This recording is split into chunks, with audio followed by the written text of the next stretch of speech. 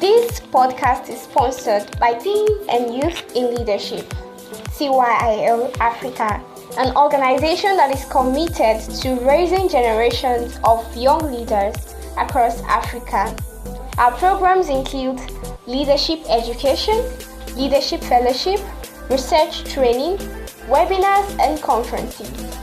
Stay informed of our programs by following us on LinkedIn at TYIL and at TYIL Africa on Instagram. Hello, my name is Israel Idari.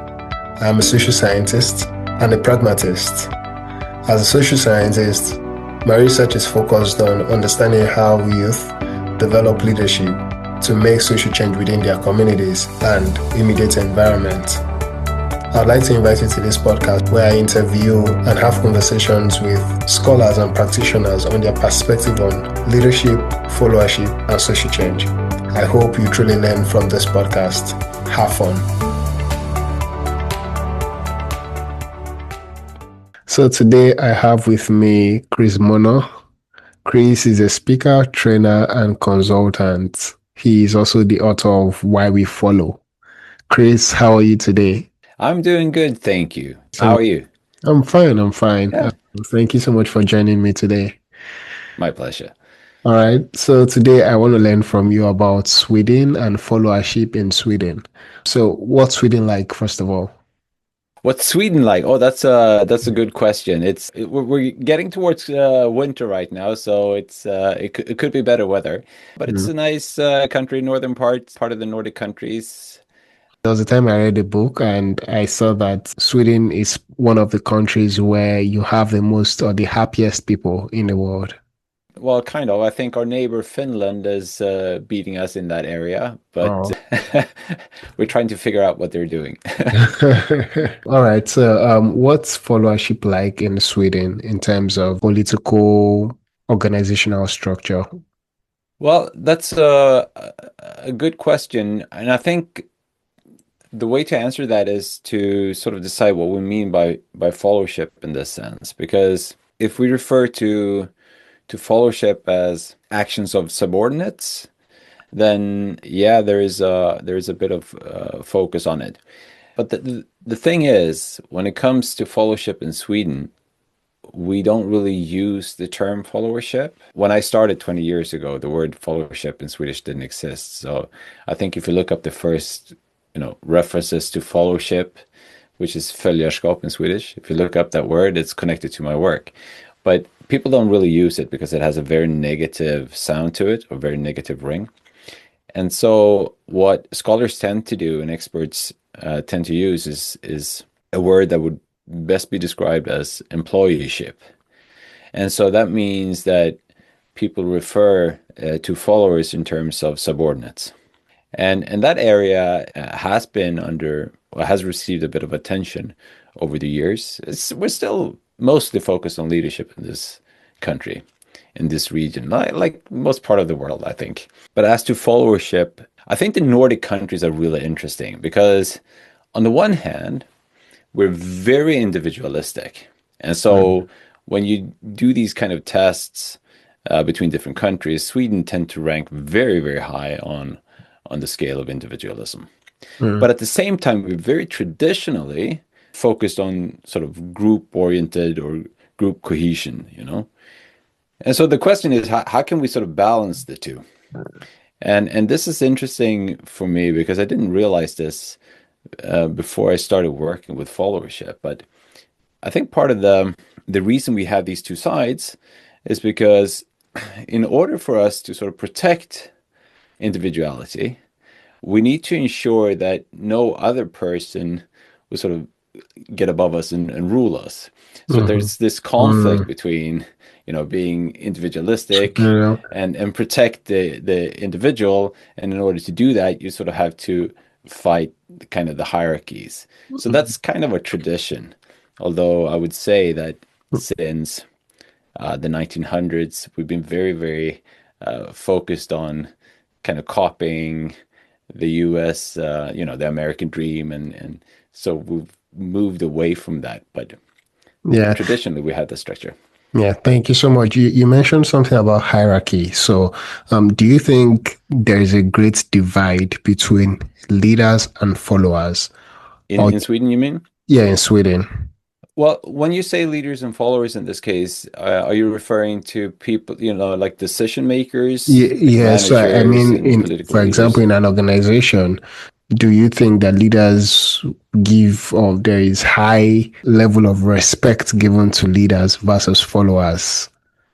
I would say not in the same sense that in many other countries. I Mm, think we're naturally drawn to having these, big conversations where the manager will say, "Okay, let's sit down and discuss how we're going to solve this."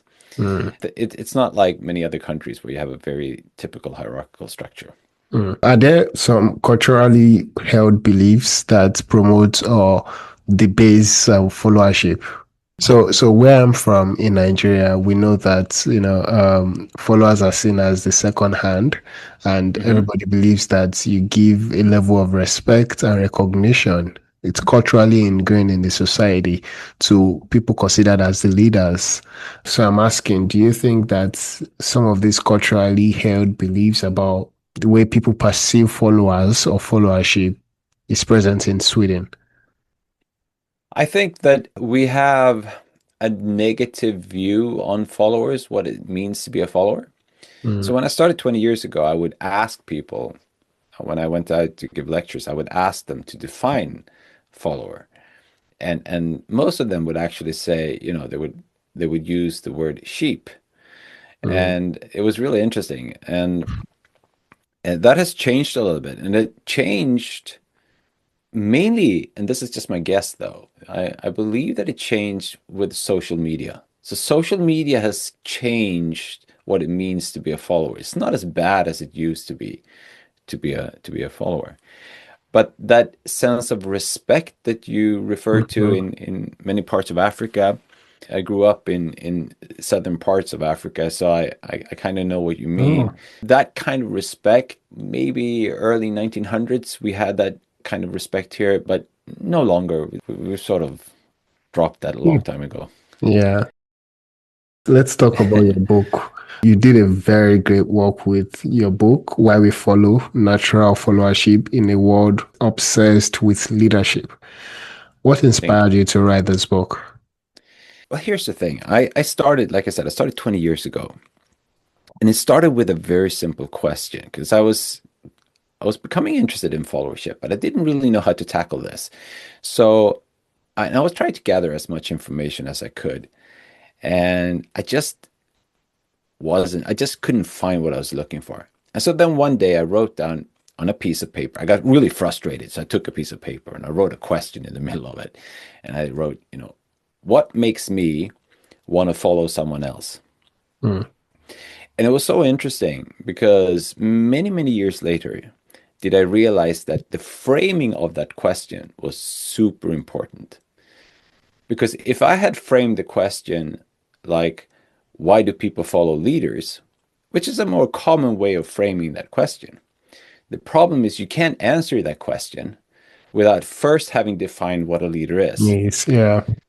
So what I did was I framed the question the way I did without really realizing how important that was. And that took me into, on a path that led me away from what most people traditionally look at when they come to leadership and followership.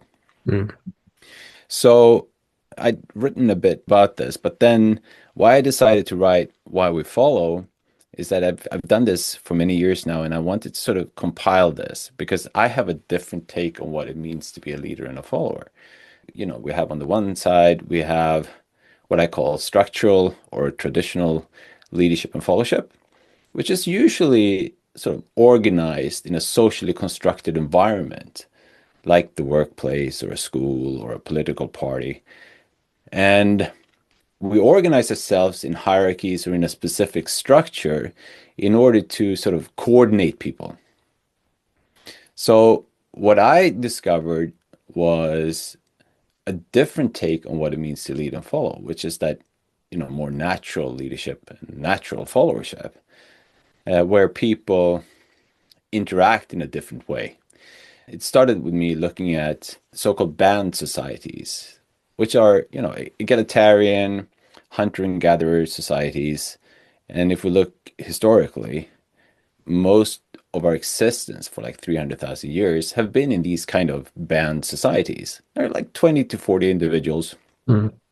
There are no decision makers. There is no ruler or chief. And yet these societies function very much like a group of friends. You can hang out with your friends, but hopefully you don't have a boss among your friends. Yeah. But you still manage to sort of Yeah. collaborate. So I became really interested in how that works. Just realized that a lot of what we learn about leadership and followership is based on, socially constructed ideas. Yeah. And so I wanted to challenge that with my book. Mm. In your book, you spoke about natural and traditional followership. I know that we want people to get your book, but for people who would like to get your book, could you just give a brief overview of, what these two terminologies mean?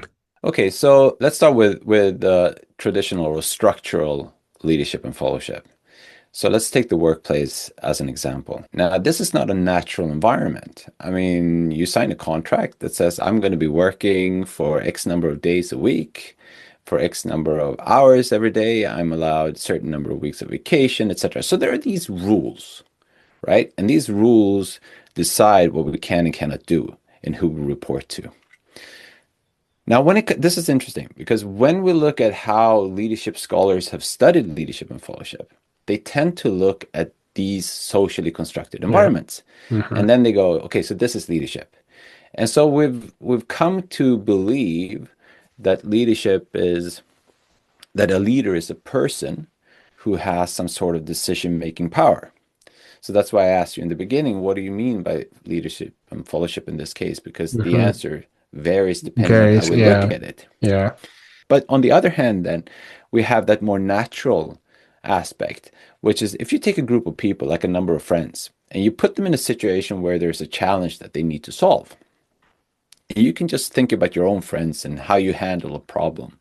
You'll realize that depending on the type of problem that you face, different people in your friendship group will take lead, or it would be more correct to say that you will follow different individuals depending on what problem you're facing. And the reason you're doing that is because it makes more sense for the group as a whole to follow the person who's best suited to guide you through a problem.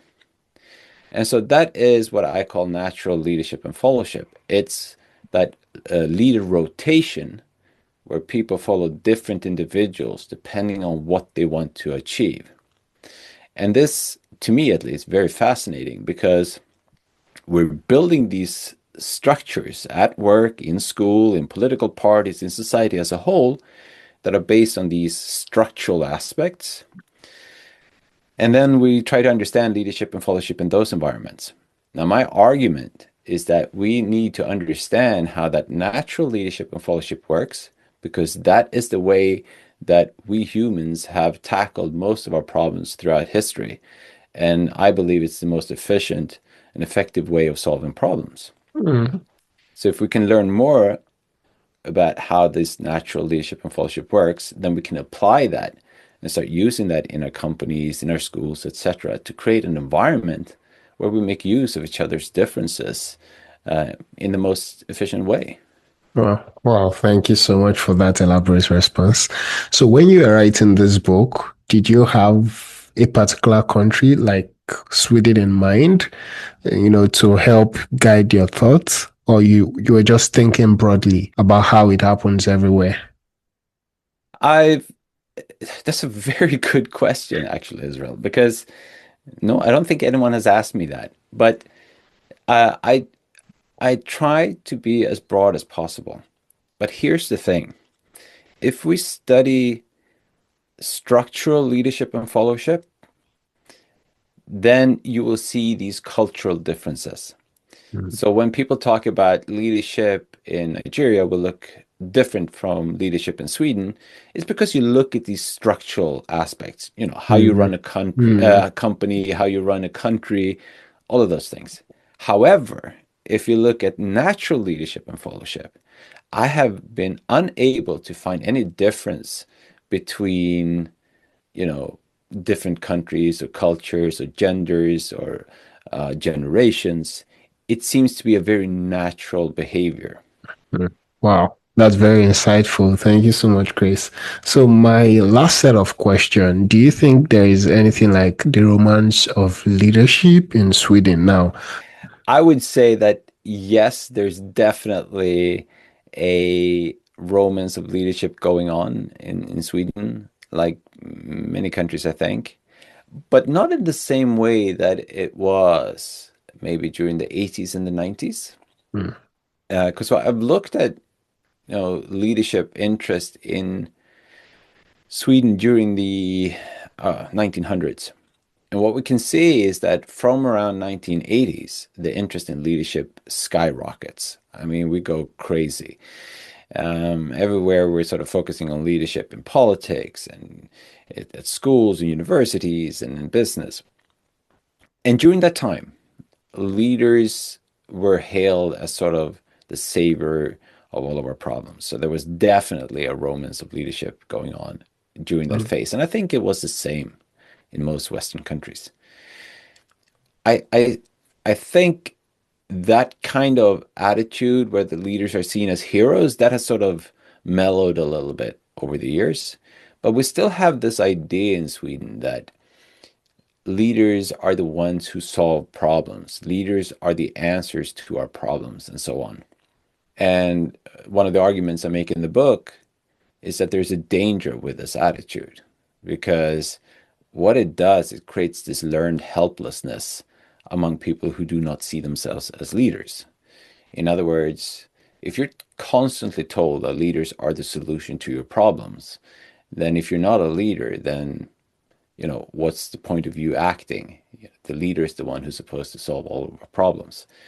So I think we need to rethink what it means to be a leader and a follower mhm, to sort of dampen this idea that leaders are the solution to all of our problems. mm. Yeah. How do you think that followership education can be much more appreciated in Sweden? What approaches have you followed in training followers and helping spread the gospel of followership? Ooh, I wish I had a very simple answer to that question. It's a good question. I would say this. The first step that we need to do in Sweden is understanding that you can't have leaders without followers. Mm, Now, a lot of people accept that idea in theory, but in practice, all of the attention, all of the focus is on leadership. And just beginning of summer, in the beginning of summer, I contacted this leadership conference and I said, I'd like to attend, but I'm interested from a follower's perspective. And I'm wondering, are you sort of going to discuss followerships specifically in any way? And the answer I got was, well, no, we're not going to discuss followership per se because we argue that followership is sort of intertwined in leadership. mm, But what's interesting with that comment is that they still call it leadership training and leadership or a leadership conference. They didn't call it a leadership and followership conference. mm, So I think one of the biggest challenges is that we have this idea that we are a lot more focused on followership, but we simply don't have that knowledge in mm, Sweden. And I'm hoping to change the mindset a little bit. We're gonna try to have a followership conference, a Nordic followership conference next year in mm. August, in order to gather scholars and academics to sort of discuss these topics. Step by step. There's Yeah. been a huge difference just this last 5, 6 years, in my opinion, because I've been doing this for such a long time. And the first 10 years, I thought, this will never change. Yeah. But there's a big change going on, and I think it happens all over the world right now. Yeah. And I you're think, part of it. yeah, I'm glad to be a part of it. I think there was a conversation I had with someone who had years ago, about 10 to 20 years ago, had proposed the inclusion of followership to an organization that is focused on management and leadership. And they vehemently rejected that offer. And last year, I saw that that particular organization did publish a work on followership. So I reached out to this person. Oh, interesting. Yeah, and she was like, "Oh, some years ago they refused it, and now."